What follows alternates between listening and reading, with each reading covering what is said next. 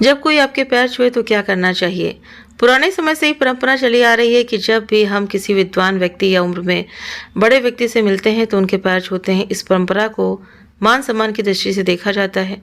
ये बात तो सभी जानते हैं कि बड़ों के पैर छूना चाहिए, लेकिन जब कोई हमारे पैर छुए तो हमें क्या क्या करना चाहिए?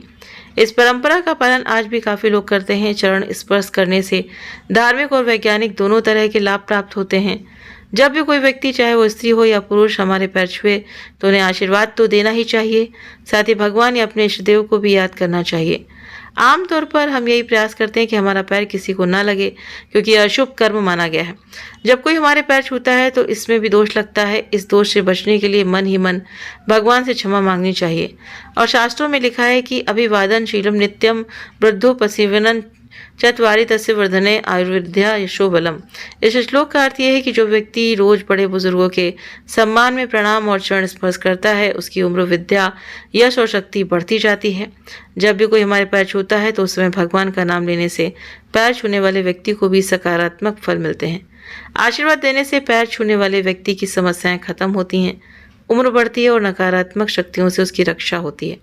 हमारे द्वारा किए गए शुभ कर्मों का आचरण असर पैर छूने वाले व्यक्ति पर भी होता है। जब हम भगवान को याद करते हुए किसी को सच्चे मन से आशीर्वाद देते हैं तो उसे लाभ अवश्य मिलता है। किसी के लिए अच्छा सोचने पर हमारा पुण्य भी बढ़ता है। तो चरण स्पर्श यानी कि पैर छूने के नियम। तो पैर छूने की परंपरा सनातन धर्म, संस्कृति और परंपरा में संतों की और बड़े बुजुर्गों के पैर छूने की परंपरा है। परंतु क्या आप जानते हैं कि कुछ लोगों से पैर छूना वर्जित है, या यूं कहें कि कुछ लोगों को पैर नहीं छूना चाहिए। सनातन धर्म ग्रंथों के अनुसार कुंवारी कन्या को किसी के पैर नहीं छूना चाहिए, या यदि कोई कुंवारी कन्या आपके पैर छूने का प्रयास करे तो उसे रोक दें, अन्यथा आपको पाप लगेगा। छोटी बच्चियों और कन्याओं को तो पैर छूकर उनका आशीर्वाद लेना चाहिए। बेटियां, किसी भी पिता को अपनी बेटियों से पैर नहीं छुआना चाहिए। बेटियों को भी चाहिए कि वो पिता के पैर नहीं छुएं, अन्यथा पिता को पाप लगता है।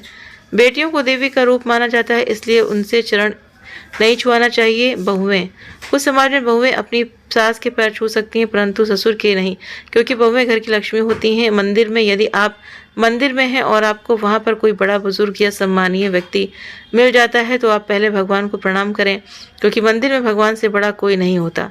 भगवान के सामने किसी के पैर छूना मंदिर और भगवान का अपमान माना जाता है।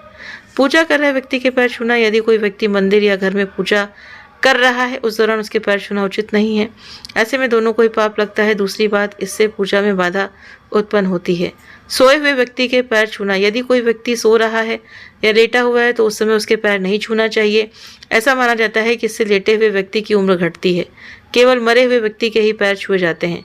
शमशान से लौटे व्यक्ति के पैर छूना, यदि कोई सम्मानित व्यक्ति या बड़े बुजुर्ग शमशान घाट से लौट रहे हैं तो उन्हें देखकर कई लोग उनके पैर छूने लगते हैं, जो कि गलत है। अंतिम संस्कार से लौटने पर व्यक्ति अशुद्ध हो जाता है, ऐसे में उसके पैर छूना वर्जित है।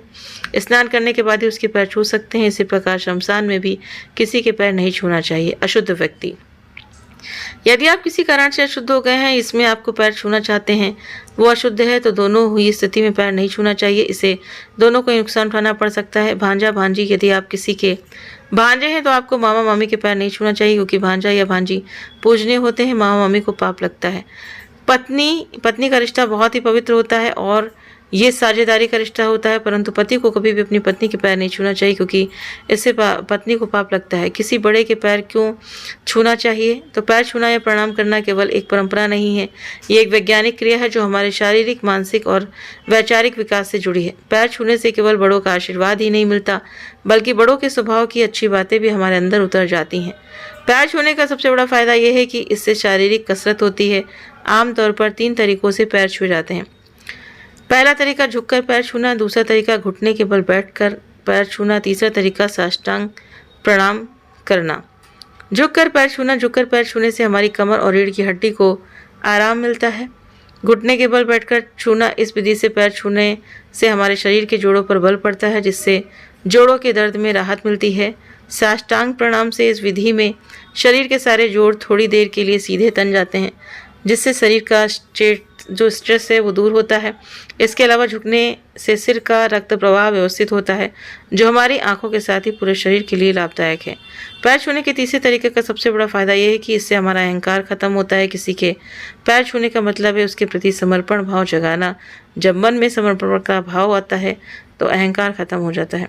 अगर आपको ये जानकारी पसंद आई हो तो वीडियो को लाइक शेयर सब्सक्राइब करना ना भूलें। आप अपने कमेंट करके भी ज़रूर से ज़रूर बताएं। Thank you.